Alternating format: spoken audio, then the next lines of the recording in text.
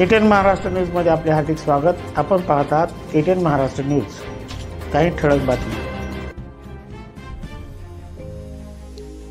शेतकरी राजाचा बैलपोळा हा सण किनवट तालुक्यात सर्वत्र उत्साहात संपन्न झाला।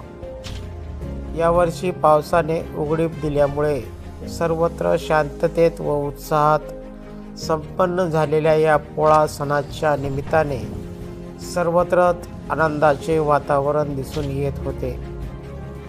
मागील आठवड्यात सर्वत्र पाऊस पडल्याने शेतकऱ्यांचे नदीकाठचे पीक वाहून खरडून गेल्यामुळे शेतकऱ्याचे प्रचंड नुकसान झाले होते। अनेक फळबागा व खरीप पिके उद्ध्वस्त झाली। यामुळे एक मोठे संकट शेतकरी बांधवांच्या मानगुटीवर बसले आहे। झालेल्या नुकसानीचे सर्वे करून ताबडतोब शासनामार्फत शेतकऱ्यांना मदत मिळावी अशी आशा शेतकरी बांधवांकडून समोर येत आहे।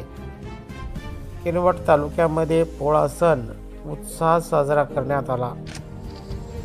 किनवट येथील हनुमान मंदिर येथे पोळ्याचा सण मोठ्या प्रमाणात उत्साहात साजरा करण्यात आला। लोणी तालुका किनवट येथेही पोळा सण उत्साहाने साजरा करण्यात आला। बैलपोळा या सणाचे मानकरी पावडे बंधू यांनी सजवलेले बैले हनुमान मंदिरासमोर वाजत गाजत मिरवणुकीसह आणली। तसेच गावातील इतर बैल जोड्याही सजवून मंदिरासमोर आणल्या गेल्या। बैलाची विधिवत पूजा अर्चा करून व त्यांना नैवेद्य दाखवून आरती करून मंगलाष्टके गायली गेली व नंतर मंदिराच्या सभोवताल जोड्या फिरवण्यात आल्या। हर हर बोल, हर हर महादेव, हर हर महादेव